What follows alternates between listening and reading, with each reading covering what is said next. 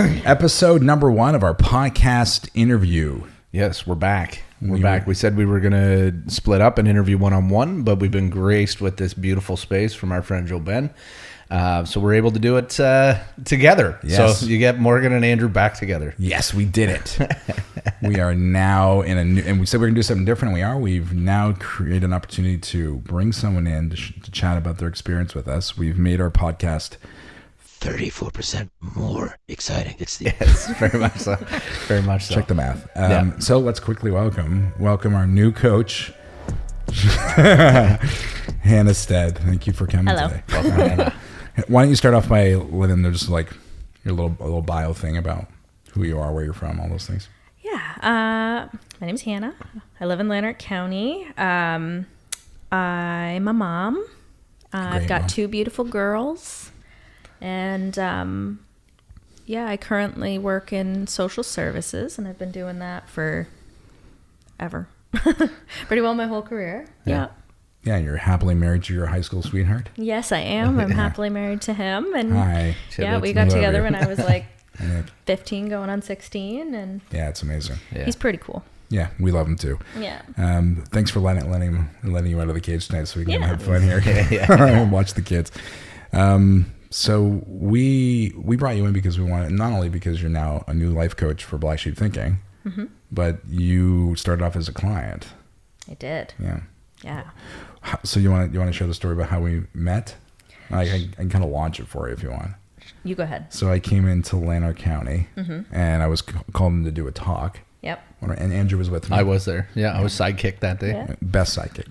It was a tight schedule because I had 2 talks that day without you. I was like grabbing the board as you were finishing up, giving out talking, swag, getting everything ready, handing out swag. It was a fun day. Lucky, yeah. Good Best friends forever. And so, and in that conversation, I offered anybody, everyone in the room, an opportunity to have one free conversation with me if they wanted to know more about it. And there was probably 40 or 50 people there. Yeah. Easily. And man, I got so many calls that didn't happen. You were the only one. You were the only one. And so, you called and you were curious. Which really surprised me that day, because actually, I remember sitting there thinking and being like, this is what I need. Right. This is it. And so I didn't think I'd be the only person that called you. Yeah. At all. But that's cool. Yeah, it was. And I remember when you called, you tried other things before this, right? Yes. Yeah. I had been counseling for years. And, on and off medications. And, at a young age, I just was told I had anxiety or depression or something along those lines. And, I would try. I would try my best, but nothing ever stuck. Yeah, stuck. Stuck. Yeah, nothing. Is stuck a word? We'll make it up. We'll make it. Yeah, it's slang. We'll just call it slang. If it's not a word, we call it slang. It's Lanark slang. Yeah. Welcome to Lanark. It's modern slang. Yeah. If your kids aren't saying stuck, man, you're not really in the cool that's vibe. I don't know what I'm saying. Anyways, and so and to take it to that spot, you'd experienced a lot at that point in time that would put you in the spot of feeling those things. That made a lot of sense. Yeah. And so at that point in time, what is it that was making you feel, because you didn't feel the way you wanted? No. And that's where people find us. They all are suffering and they want to stop suffering. What was creating your suffering at that time, for those that you get a chance to know your journey? I think at that time, I just had started the job, and I was really excited. I felt really good about being there, and I was kind of back in my element. I wanted to help people, and things felt pretty good and stable at that point. But I had just a heavy feeling of when's the ball gonna drop? When am I not gonna feel okay again? Right. Because that's how it's always been. Right, I feel good, yo-yo. and then it's big drop, and then and then you're not okay again. And just at that time, year before that, my mom died, and I didn't realize until she passed away how much I really identified with her in my life, and what I did with my life. My whole life had to change because she passed away. Yeah, not only was I grieving missing my mom, but I didn't I had to learn to be me. Yeah, and your mom was a real success story in some ways because she went through a lot of hard things. Absolutely. And then as she came out of it to be a part of your life, that's when you kind of lost her. That is when I lost her. Yeah. My tough. Mom struggled a lot, and then in the last few years of her life, she really found herself, and she became this really amazing person. And I look back at it now and I'm just so grateful that I've got to see that part of her. Yes. But like, it was hard in the moment because it was at taken the away. time I was like, why? Yeah. Like she finally isn't suffering. Yeah. And then she's gone, you know? So like, why? But, you know, I look back at that now and some people I don't think even get to that place. So yeah, it's true. And she it's got true. to show me that it's possible. She did, and I always love, that's what the relationship we highlighted is, the opportunity through our work. You didn't even want to work with me when we first started. No, I didn't. And I remember, like, I mean, called, you did, obviously. Yes, I did, because I called didn't push you on it, but I mean, no. It was like, I want to work with you, but I don't. Yeah, I called you, and I remember being in tears calling you because I was very conflicted because I loved everything that you were saying, and it spoke to exactly what I felt like I needed at the time, and I just needed to know more. But what was really scaring me was the fact that you were a man and I had not great experiences with men, and I've been sexually assaulted a few times in my life, more than once. Like it seemed like at that time it was like a pattern. Right. Like every few years it would just happen again, you know? Right. So there was always that fear in the back of my head that what if, right? Right. Like, yeah, how can I trust anybody? I couldn't trust anybody. Yeah. I couldn't, like, at that point, especially men. Like, I didn't realize how much that limited me until I got out of it, actually. And you remember how we broke through that? Yeah. Yeah. Do you want me to say it? Yeah, you say it. Yeah. So when you're like, I'm not sure if I want to work with you, but I'm not sure I can because you're a man. I made a joke about, first of all, assuming who I was, but then asking you to connect to the feeling of what I was and not my gender. And you're like, what's the feeling? And you're like, do you remember what you said?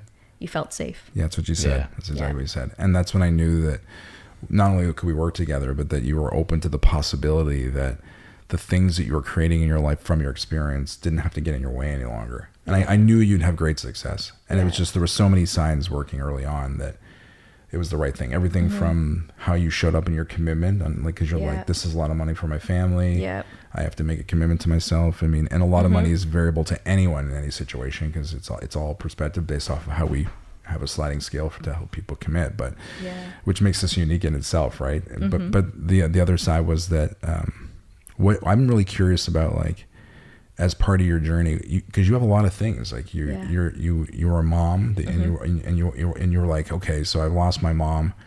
What kind of mom am I going to be? Right.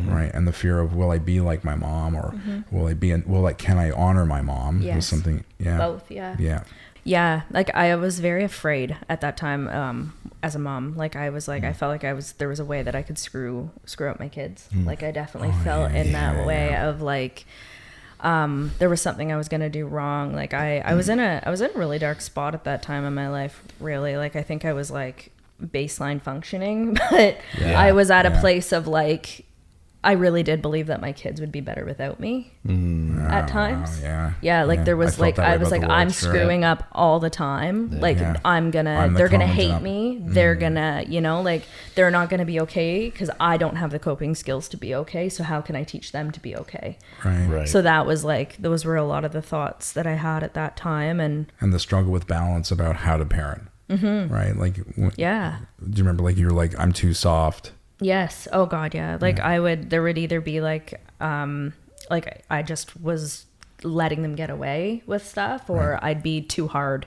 And I found like for the most part, I was trying to control them. Like I wanted them to be a certain way because I thought if they were, that I could kind of control their outcome too. So before we get into like what occurred for you, so I mean, you had loss in your life, you had safety issues, you had doubts about relationships, and not doubting your marriage because you have a healthy marriage, but like, am I enough of a wife? Am I enough? Well, kind of at that time, because I wasn't okay with myself that I was requiring him to fill something in me that he couldn't. Right. You know, like I very much was like asking so much of him, like, why can't you be different? Why can't you? You need to be nicer to me. You need to do more for me. You need I was asking him to prove to you that you're enough. Oh, absolutely. I'm like, just tell me I'm pretty. Just tell me, you know, like. Which leads us to the other thing. Like, you know, and you had image issues as well. At that time. That's very common with women. Like, it's a lot of pressures on women to show up. Yes. No, absolutely. Like I never felt okay about myself in my appearance or anything like that. And I don't know, like, I guess I did believe at a point that some sort of validation would get me there. You know, if I just felt good enough about myself, if I acted a certain way, if I could just be better. Dressed a certain way. Yeah, if I could just be better, more attractive, fitter, skinnier, bigger, whatever, whatever. And it's like the new version of which is one of the most terrifying things for me raising daughters, right? Yes. Like you see the pressure that is put on women in that way. Even our partners, man, we see it in every woman that we love. It's like that pressure that society creates in them within their own dialogue. And so then on top of that, the parenting thing we've talked about.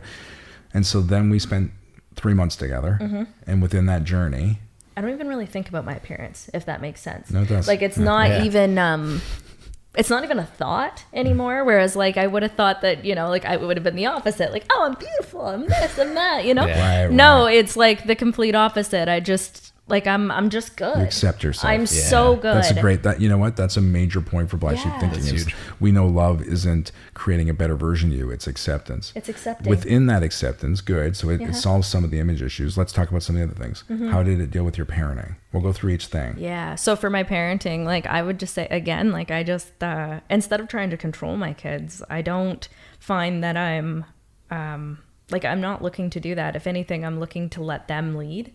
And then I follow, and I kind of see where it takes me. Like, don't get me wrong, I'm still a parent. Of course, we still have guidelines. You have to guide these kids. Yeah, let's talk about that for a second. Yeah, the difference between parenting and control and parenting teaching, from guidance.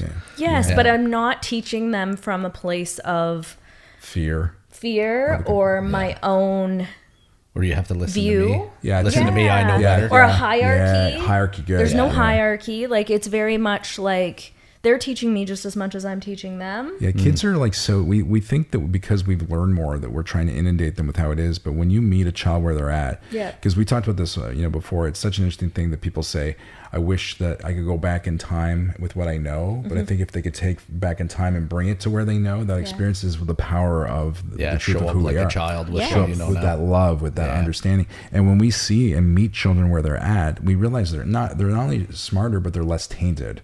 With their insecurities of the parent that's like, oh, my mom didn't give me candy, so now I spoil them with candy and give a kid diabetes, but enough about my life. And then the other side around is don't give any candy, and now that kid now becomes tainted from that, and it's just that dialogue of the pendulum swing. Yeah, they haven't built their spacesuit, as Ram Dass would say. They haven't built their spacesuit yet, right? Right. Because and so for us to influence, so for you to meet your kids at that level is such a gentle, nurturing, supportive way of parenting which is great, because I think that's something that you're going to bring to the masses when you start coaching, and you continue to share. So that was the parenting thing. Anything else about that?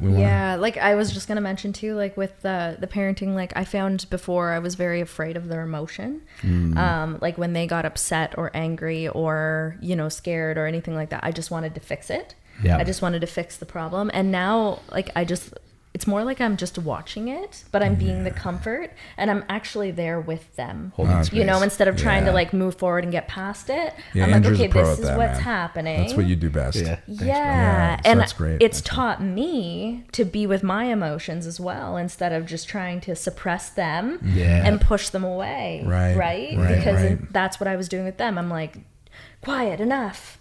Don't do that. Yeah, don't be sad. Which is such a great. That is such a great illustration of how to learn from your children. Right, is to watch the way that they navigate through their emotions. When you hold space for them and allow them to feel what they need to feel, you can learn so much from that by being like, there's this tiny human that doesn't even know what their emotions are, that's just learning their emotions, and if I give them the space and allow them to work through it, they can do it. They will. And why can't they do that? See that they want to be good, and all their behaviors come from that. So when they make a mistake or they do something and we overreact or we show disapproval, they don't see the action as wrong, they see themselves as wrong. And that's where even as adults we carry that with us as I'm not enough versus I'm learning, and not seeing it as I'm a bad kid. It's just like, and so that's an important thing. And I've learned with kids, as soon as we yell, they go into the protective part of their brain, so everything after that is blah blah blah blah blah. So it's not even an effective way.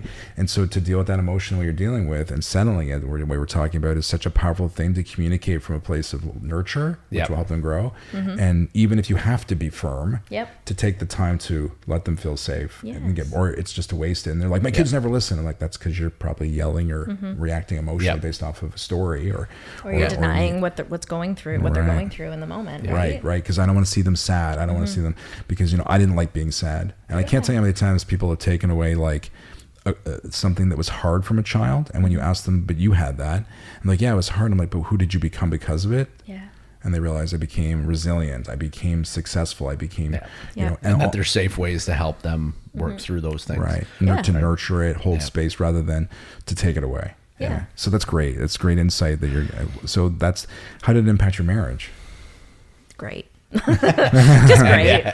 I don't know. So before you said like, you wanted him to be something for you. Yeah. Like, I'm going to be honest. Like there was, a couple years, like right after my mom died, that I was like, I don't want to say I wasn't the best spouse, but I wasn't there for him. I was very in my own, and I didn't have the capacity to be a partner. Like I was very much just in my own, and I wanted him to fill that for me. I wanted him to fill this emptiness that I felt inside of myself, and he couldn't do that, even though he tried really, really hard. And he tried to be everything that I needed. And then eventually we hit a point, and he even said to me, he's like, I don't know what you want me to do. Like, I can't make you happy, and I can't make this better. And, and I think that did also help me to wake up to be like, what am I doing? What, and now, I'm not even receiving it. He's trying and it's not working. So what am I asking for you? Exactly. And now you're going to say, and now. Yeah. And now actually, like we had a rough patch, and I think we were on the verge of ending things, but I think, and almost getting to that point of ending things is what really woke both of us up to being like, holy, we really love each other. Yeah. You guys do. Yeah. We really, really love each other, and we want this to work.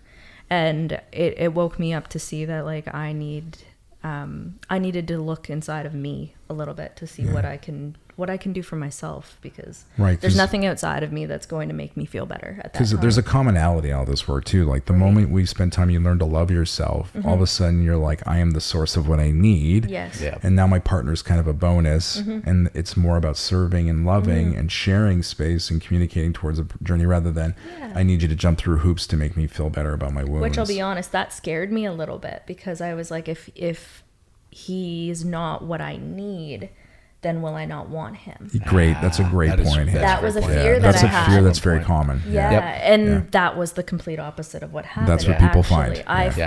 I found I love him more than I ever did, because I love him unconditionally now. Right, you're choosing him. Yeah, you're choosing. It's a choice. Yeah, you don't need him. No, I don't need him. That's a big to be difference a for way. people. That is a big difference. At all. I don't need him to act a certain way. I don't need him to be a certain way. I love him. You've heard this before. Every time we tell someone they're not loving us properly, we're saying we don't love ourselves enough. And so we're asking them to change for us, which may create resentment. Yep. And they'll try, and it won't work, because, as you said, many times we've all experienced it, or maybe not all, but anyone who's had a hard time relationship and seen the dip, dodge, duck, dodge of trying to create, what the partner needs. It's like, it's futile. And then you lose yourself in it. And then you think you're a failure, and they don't love you enough, or you're not doing it because you don't love me, but they just can't be different. And that's not love. Love is acceptance. And when we accept people as they are, but how can we accept anyone we're not accepting ourselves? That's it. Right? It's not selfish to love yourself. It's selfish to expect other people to do it for you or better than you.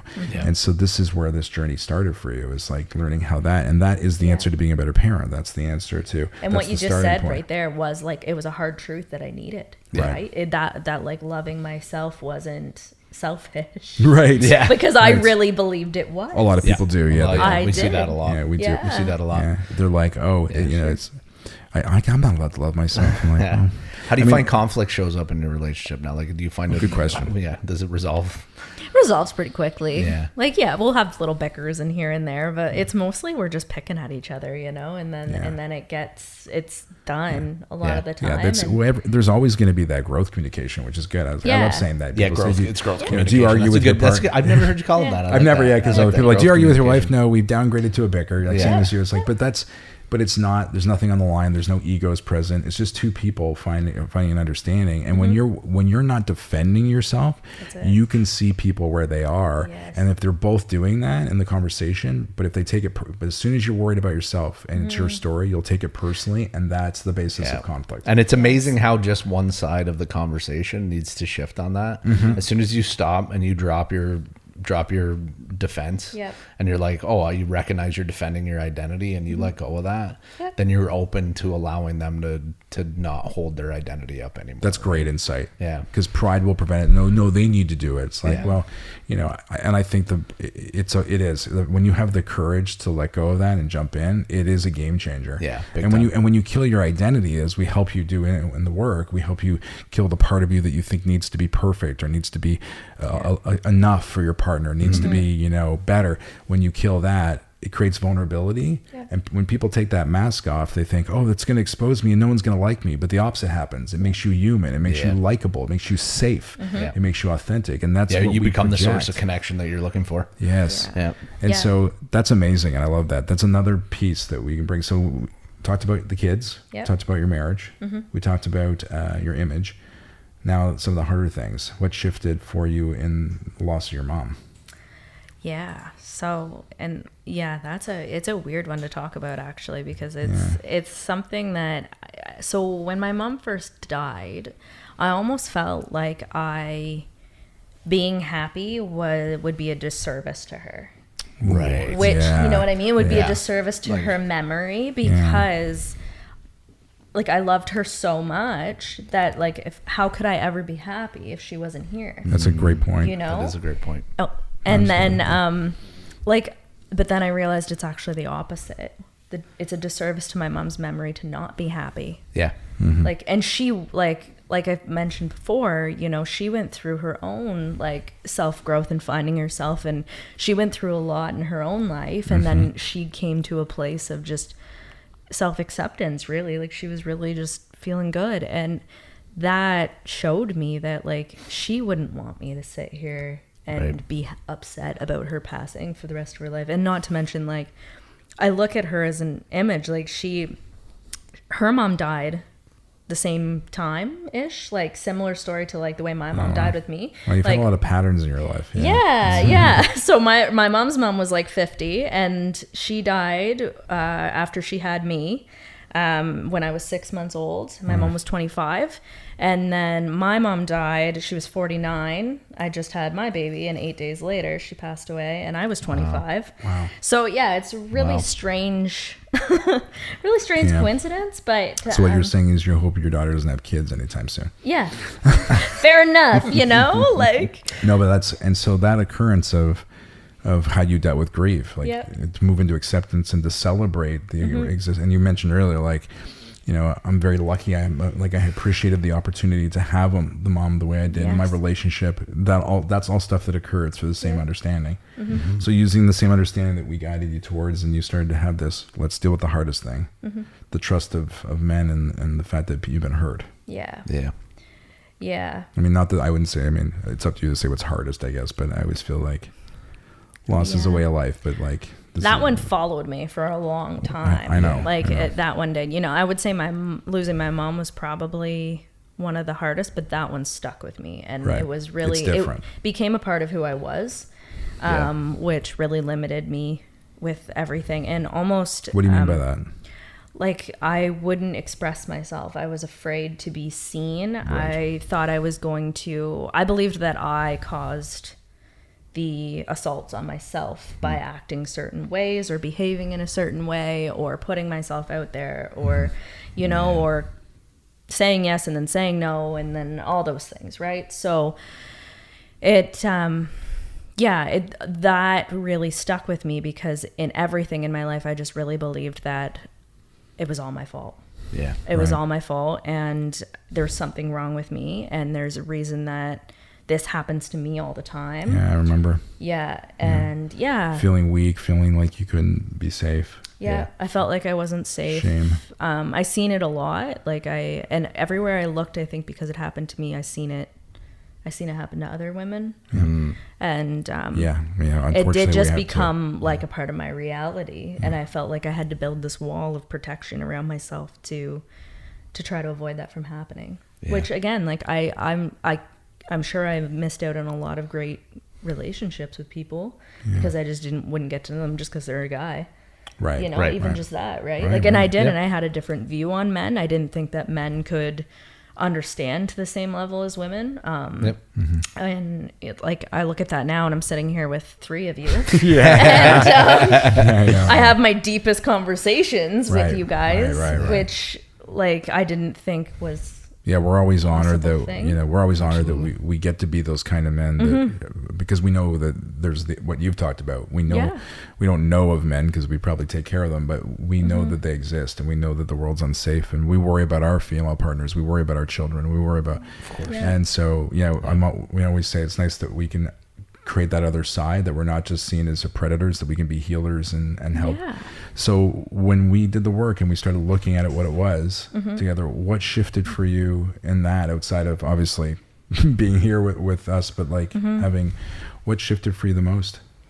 Well, I honestly think that is the biggest part of it, though, is that like it is me sitting here with you guys. That is so huge for me. And at that time especially, but it was like working with you guys, it showed me that you proved it to me that men aren't all dangerous, that like not I'm safe, that jeez, don't cry. Sorry. It's beautiful. I'm honored that we had a chance to be that for you, and that it's opened up a world for you of knowing that you're okay and that you're empowered. And Nick, I should say, he's hell yeah, Nick. Nick was man number 1. Yes, he did. Yes, he did. But I get it. It's not the man. Outside of an intimate relationship, outside of that type of commitment. Stranger danger. Yes, absolutely. And honestly, even my relationships with women changed too. Well, one thing I noticed has changed for you the most is like you're not afraid to speak your truth. No. You're not walking like in fear, you're walking with your shoulders back, like you have more confidence overall. And I don't mean in some bravado, but just you trust yourself. You know when it's not right for you. It's showing up in your work when you talk about it, about like, oh, I got a vibe here. And before you might think, oh, that's about me. And now you're like, no. Like I see it clearly and it's okay and I'm safe and I can deal with it. And so that's the kind of shift. So all these things, Actually, I want to go back to that because that was like part of, I feel like what I used to go through before was like the lack of trusting myself and the lack of knowing my own truth. I always needed somebody to tell me that it was okay, or that what I was doing was right, or because you're a reformed people pleaser too. I forgot about that. Yeah. So I needed, but I also feel like that almost stemmed from the assaults too, because I was told like. We see specifically that like like not that they were my fault, but by the people who did it to me. No, I get it. I asked for it, and then you question your own reality, you question your own judgment. So from a very young age, I have been questioning whether what I do is right or not. So I almost always needed people to tell me yes or no.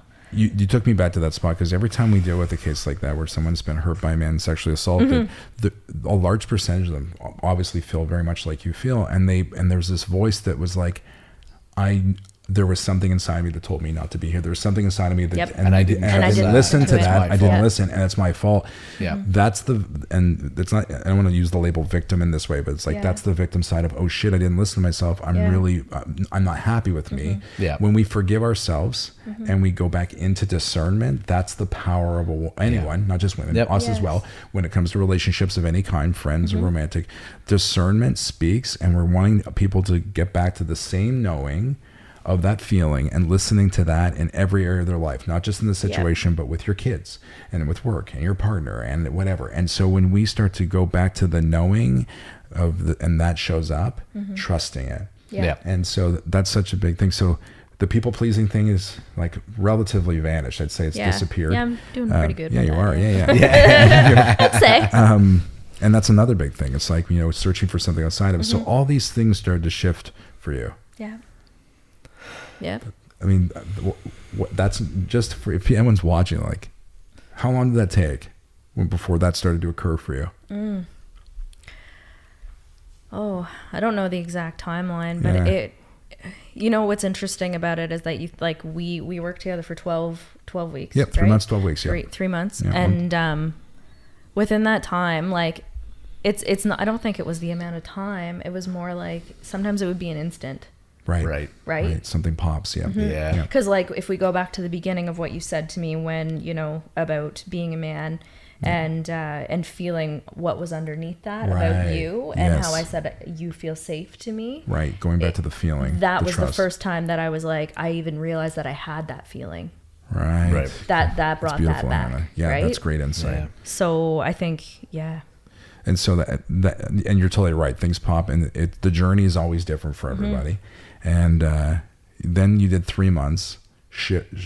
Your whole life shifted. It's going to sound like I said shit transformed. So but I was just going to say you shifted. Yeah. You shifted, and then, but at that time, and here's the weird part, like that was hard too. Yeah. Yeah. There was like almost like a cost to that. Yeah, there was. There was a cost to that. And I think it was like things were shifting. I had changed. And I realized that my external world was kind of crashing.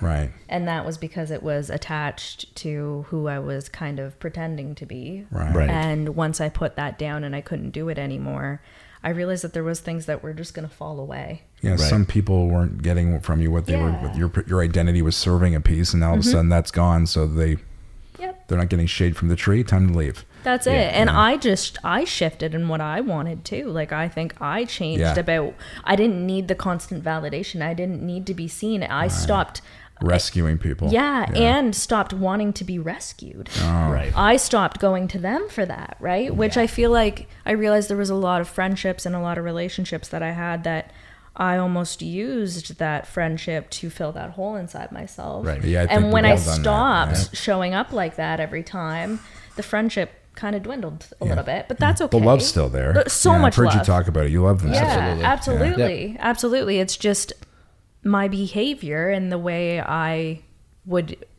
needed them wasn't there anymore. Beautiful. I didn't need them anymore, but I do love them. Yeah, and it's created space. Yeah. And what has happened with that space? And you get better people coming in your life? I have pretty wonderful people. Anyone around you that you want to talk about again? I mean, you're pretty great. You're pretty great. I just met him, but he's pretty awesome too. No, I've got I have to say, I'm very happy in life. And you know, I was always afraid of being alone. I was always afraid that people would just fall away and there would be nobody and I'd be by myself. But now it's I just know I'm not. So some things, now that we've kind of got a sense of your journey from a common suffering that many women out there and people in general are experiencing, and then what occurred for you, and let's chat a little bit about for people that are thinking oh man, maybe I want to talk to one of these people. I want to talk to Hannah. What was let's go to the experience of what it was like to be a client. First of all, outside the resistance when you started, and I have a bunch of questions about this. One is, did I ever tell you what to do? Never. Yeah. So what's it like? It's I like that. That's a loaded question. Yeah, what's it like? Yeah. I don't know. It's nothing like you've ever had before. That's all I gotta say. It's not like I think when I went into it originally, I was expecting kind of a counseling vibe. Right. That was definitely what I was going for. Yeah, that's what I think a lot of and people. it wasn't what I got. From a lot of people too. I hear that from a lot of so it people shocked me a little bit. It was more you never told me what to do, but you told me where to feel it. Yeah, and where it came from, where to do that stuff from. Yes. And kept bringing me back to that feeling that you mentioned at the beginning. Yep. Yeah. And when I'd have awareness in that feeling, it was easy for me to make decisions. And I would just witness you start to I was called barfing rainbows. You would just start to say things or text me, and it was just trickling beautiful insight of wisdom and from a place of ease, and and that's what's offered. So go back. I'm glad that's well said. It's perfect for people who've never experienced what our work is, or for others they're what is this like with you? Right. What are some of the other limitations that were created early on? Because you said, it's like counseling, and it's not like that. What things did you think about? Not just me, but you. What did you think was going to be the hard thing, or what were you worried about? If if it doesn't work? What if I invest all this time and it doesn't work? What if I'm really broken? Yeah. What if that's going to be? This is more evidence. Yeah. This will just be. I'm paying for proof. Confirmation bias. I was really afraid. I was really afraid of that. I didn't want, and I was desperate. I was at the end of I didn't know what else to do. I really did believe that my husband, my kids, everybody was better off without me. I just didn't know how to go. Yeah. I didn't know how to leave. And I could cry. Ooh. And I'm really so thankful. I was really afraid, because if that didn't work, then that confirmed it. Right, and then that's it. Yeah. Right. So, Graham, I'm glad you didn't tell me that before. No pressure. No pressure. Sorry.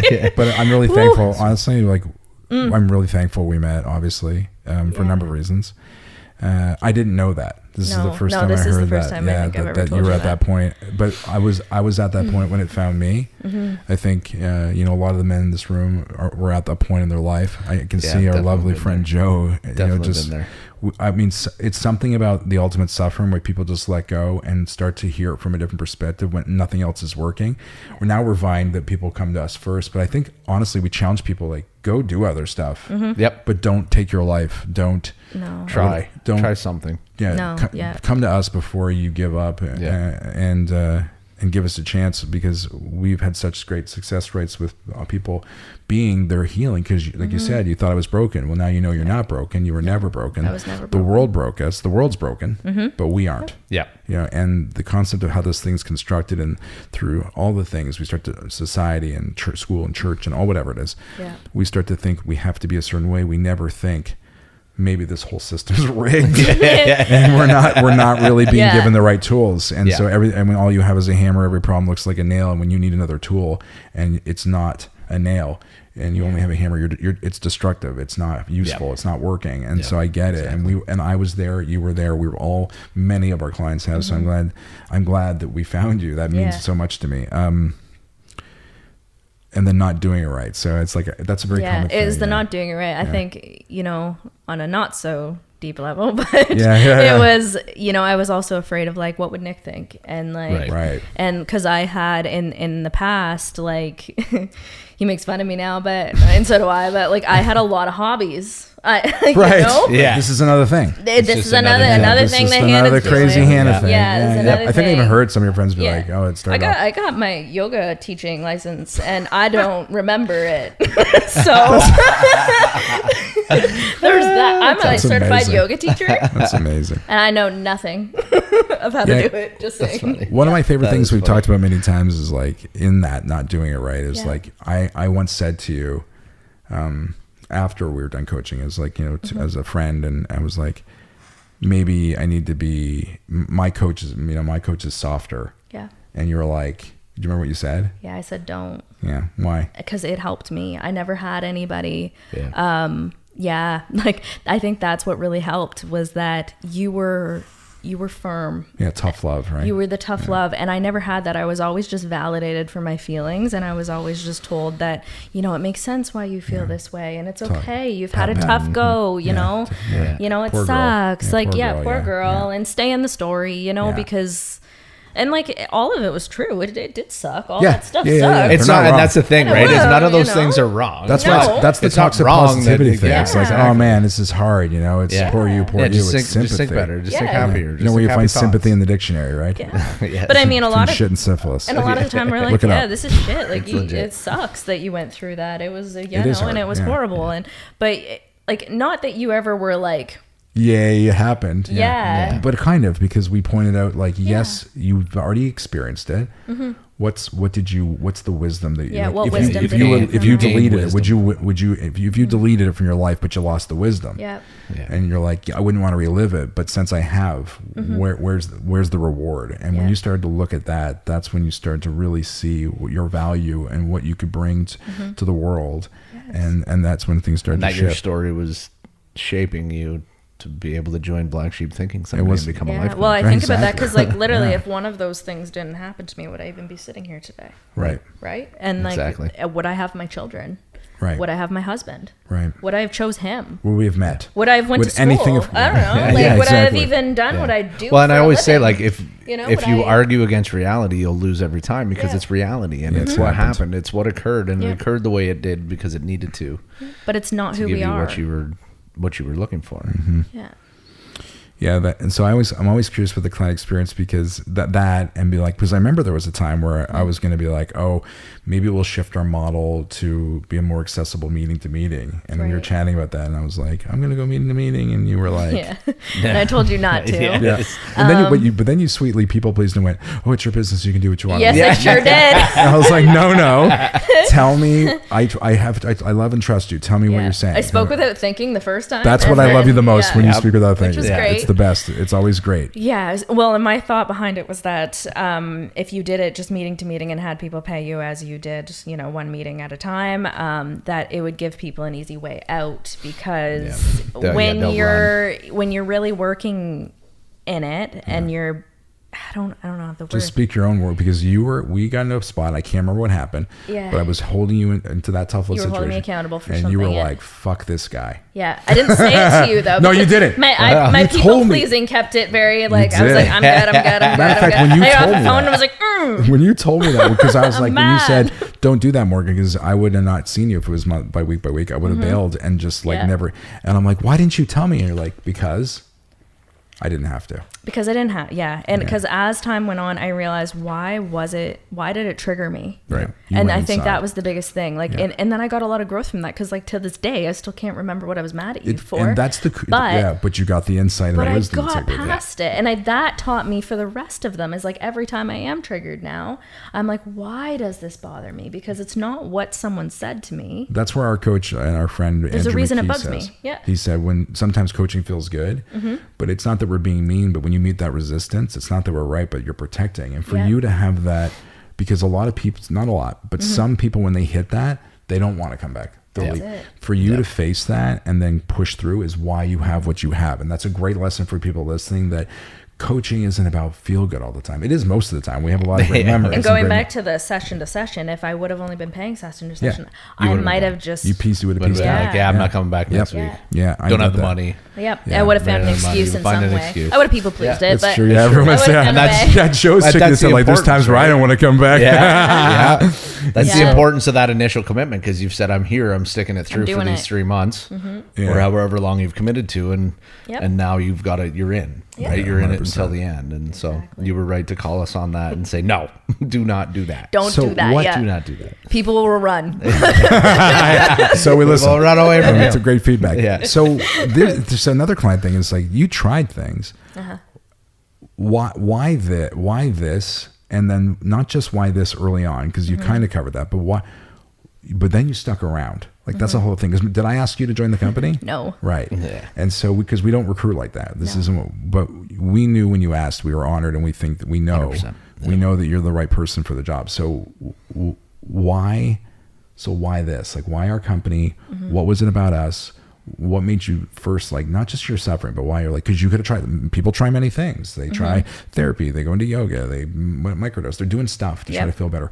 Why were you no, this is where I want to take a chance? Because it stayed. That's the best. It didn't originally. So I'm talking about the first moment. Yes, it stuck. It stuck for you. It's and we'll get back to that. But when you first were nope, this is where, because what was the initial step for you to be this is the thing? At the beginning? Yeah. At the beginning, I think. Just screw it. Why not? Yeah. I mean, actually, if we're going to be honest, it was weird coincidences too. Right, you started to see it. Yes. The money. Yeah, the money. Strange. Yeah. Was the exact amount of money I had in my account. Yeah, I was working at I was which okay. Was really strange. It was. Yeah. Because I was I'm going in this way. I'm gonna set my fee. This is what it is. And then we chatted, and then she's what's it gonna take? And I was this much, and I changed it last minute. Yeah. And I was I just felt something. I was this is what it needs to be for her, for it to be commitment. And she's that's. And then I felt it. It was more it was a freaking crazy. It was a feeling. Miracle. I was just honestly, it's gonna sound crazy, but I felt it was my mom saying, "You're doing this." Yeah, we both. And I was what better way to honor your mom and what you were trying to build than to be the best version of you. And I went upstairs to Nick and thought that he'd be "Fuck no, we're not doing this. You're insane." Yeah, I was expecting that, and he's "I think you should do it," and I'm what? Yeah. Sorry, who are you? Nick is the most amazing husband next to myself and Andrew and Joe that we've ever met. Yeah. I love Nick. Every time I meet him, I love him. I haven't met him yet. I can't wait. Yeah, bro. You gotta meet him. He's solid. For sure. All right, enough Nick kudos. Anyway, so then as it progressed, 3 months ended. You started to have that transformation that we've already spoke of, and all those things changed. but you didn't, like most people are like, oh, cool, man, that was great, I appreciate it. And they move on with their lives and they're friends and they stay, but you were like committed to staying around. Yeah. You joined our groups, you started training, you started doing the work at a different level. So it wasn't just like, hey, I got this understanding. It's like, I want to understand how to share this and and see it and witness it over and over again. And you brought people into my life and we've had crazy transformations that we've been together and witnessed. What made you do that? And I think I wanted to share what I experienced with everyone else. I think that was the biggest thing. Like I wanted people to feel what I have, because if people had felt as low as I did, I want them to be able to feel this too. Beautiful. You know, I want them to get to this place. Yes. People, it's available. And that's the thing. It's like, even if you don't think you do, because there is a point in your life where you don't think you do. Sometimes you do. And it's possible. With someone. Yeah, just have a conversation. Yeah. I just want to have one. I wish if I could have like a perfect world, I'd have 7 billion one-time conversations. Just to be like, here, introduce them to something that they've never seen before. You mentioned the stickiness of it. You mentioned that it was. And so I want to really, you talk about like this worked and it lasted and it didn't fade away, but that makes it sound like I'm happy all the time. I'm 100%. No. Right. So that's the part where they're like, this is bullshit, man. Like, yeah. So talk what about is the it part really? that I fell apart when I fell apart there. Oh yeah, you can talk about that. Yeah, that I feel like actually really proved it to me that it is like, it sticks, because I think before that I was kind of living in this like high of like, I feel good. Yeah, I'm terrified to feel bad again. I fell back into that place of like, okay, but then what if I fall back into it? What if I don't, you know? Right, and then I did fall into it. It's amazing. Weird how you created that. Yeah, because I was worried about that. Yeah. And then I don't know, like I think I needed to fall into it though again to realize that I could get myself out of it, to prove to myself that like this doesn't just go away.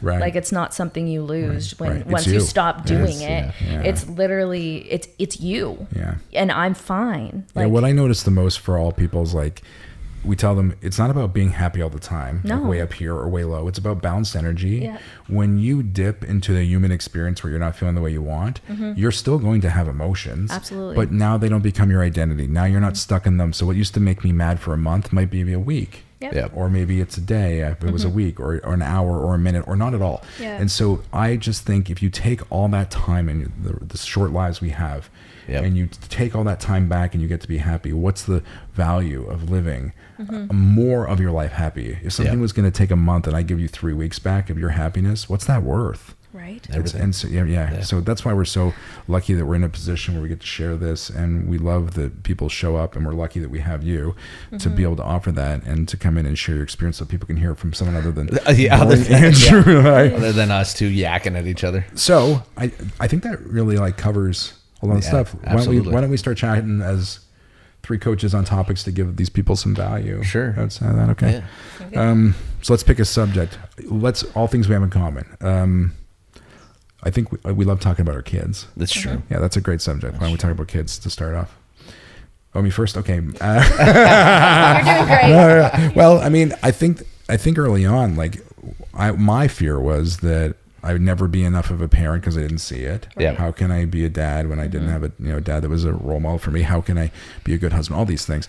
And then as I've started to unfold and take direction from watching people around me like Andrew, but just being present to my son, I start to realize, like he always inspires me to do the right thing because his place. So like like I mentioned, like at the end of the year, people get gifts. One of the teachers wasn't there at the end. I'm like, oh, we don't need to give her a gift. She's just there at the end, and she wasn't there. And he was like, but I want to, because I'm like, why? I wasn't sure because you had a hard time this year in that class. And he goes, yeah, but I still love her.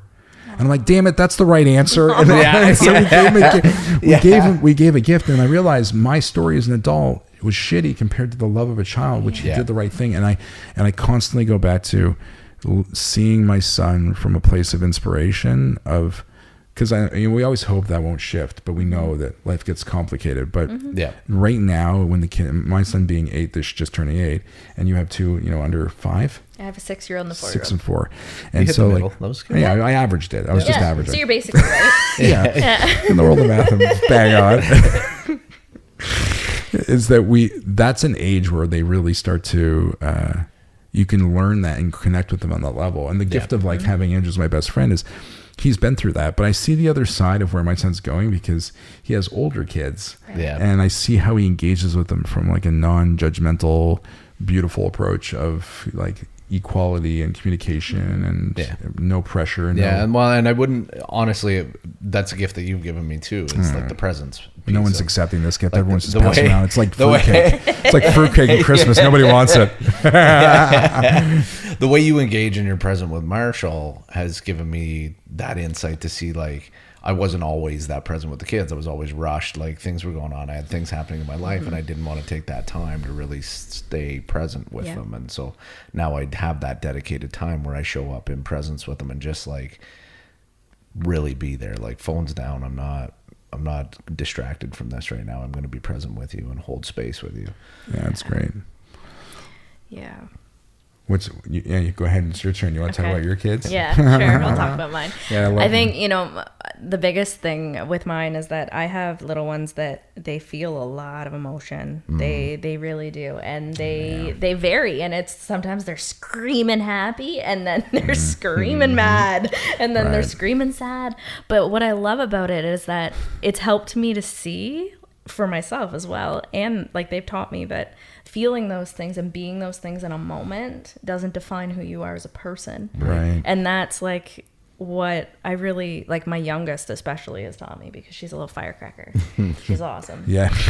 Surprise. Yeah. She's awesome. It's amazing how parents mirror back. I was just going to say that parents are surprised how their kids turn out. Marshall was late for school today because he was messaging Andrew on Kids Messenger, and we thought he was playing games. So he came home and it's like, Andrew's like, he's just like you. He's just trying to connect. He just wants connection. And I'm like, he just got Messenger because he turned 8. And every morning I wake up, good morning, Andrew. Like, how was your day? Hope you had a good sleep. Yeah. I was like, I know. And we're like, get off your game. And after we found that, we're like, of course he's loving the world. Yeah. He's loving everybody. And see, my oldest reminds me of how you describe Marshall. Very similar in that way. Like she's just a ball of love. Like you can't. Yeah, she's so kind. I love how you shifted so quickly early on in our work from like that. I don't want my kids to be sad because that I feel like I'm not enough for a good parent to allowing them to experience emotions and knowing it's not about you and that you can create space for people. Parenting is such a hard thing for people because they always want to impose a story on their child. Like, my kid didn't get his way paid through. I didn't get my way paid through university, so I'm going to pay my kid's way. And then the kid goes and drops out because he's not connected to it. And they're like, when you remind them, like the thing that you suffered the most at, what did it do for you? It built resilience, it built confidence, it built success. And so why do we take that away for us? Like, and that's why I love that song. And it's weird, man. That song, I Wish You Pain from Annie Grammer, we share with clients. If you haven't heard it, people listen to it and some people are like, I don't like that song. I'm like, then you're missing it. Then you're missing the point of it. That like all the things in life. Everything that you've suffered through has helped you grow. Yeah. And it's not that we choose it, but if it's happening, then really it's the universe's way of saying, hey, here's an opportunity to prove who you are. Like we say to people all the time, if I'm going to teach you patience, I'm not going to read it out of the dictionary and think that you would learn it. What I would do is, or I'd make an annoying sound like, I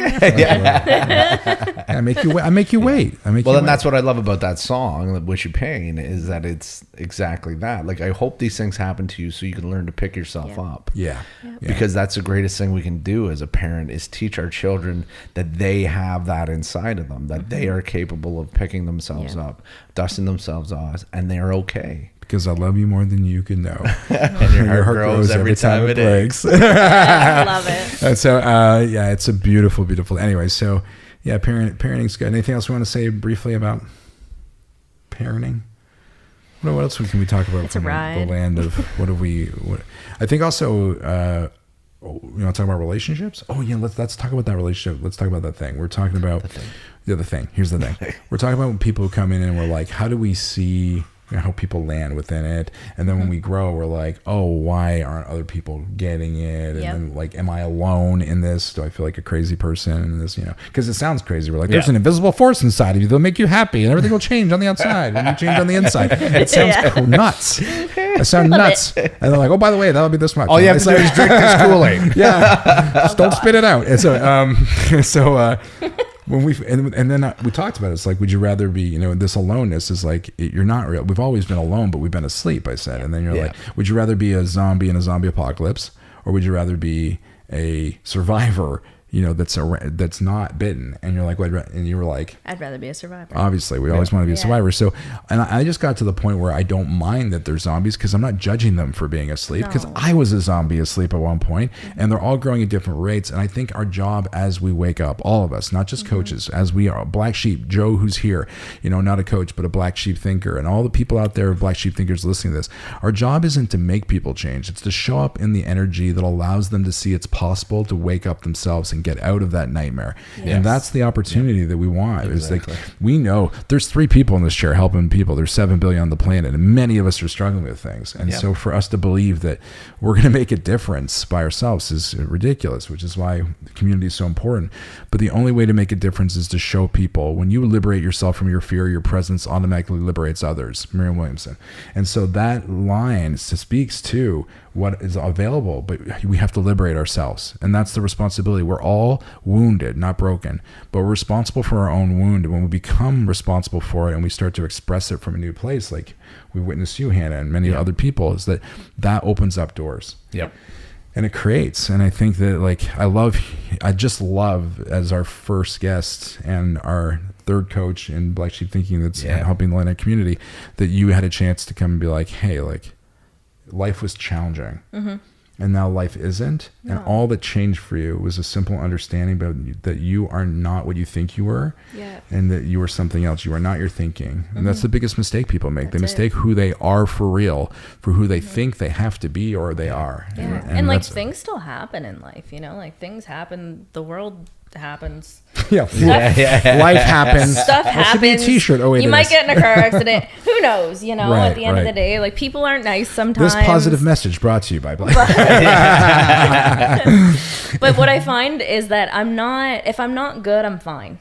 Right. I'm never really bad. I'm not. Well, one of our mutual friends that came to I'm going to put her on blast because she may be angry, but probably not. She still loves me. One of our mutual friends, she checked in with me, and I always think, when a client randomly checks in, past client, I'm like, something's gone wrong. Right. And she goes, how are things? I'm like, great. How are things? She's like, great. And when they're not, they're still great. And I love that understanding of like, it's happening, and I'm showing up. Great. I'm great. I'm great. And so, I absolutely love that, because, it's as far as it goes in those relationship sides, sometimes we're like, oh, I wish them to change. But when our own personal relationships, people sometimes go, oh man, when I'm growing, I'm afraid I'm going to leave. I'm going to grow my partner. I'm afraid that it's not going to, I'm going to grow apart. I'm afraid. And so, it's challenging because when they believe that, because the truth is not that. No. And the evidence is actually in this room right now. All of us is that so we can just kind of popcorn off. What happened for you? What happened for you when you started to grow, when it came to your own relationships, or when where your partner is and how they're developing? You've already mentioned it kind of prior. You can kind of polish that stone if you want, but we actually, Ange and I have gone through our ups and downs, of course, and there was actually a point where we split up for a short period of time. And really what that was, and you said this really well at one point with a close friend of ours, that he has a wall of not enoughness. And when you're trying to fight through that wall of not enoughness, there's resistance there constantly. And when you're constantly trying to prove to them that they're enough, then there's not much of a relationship there.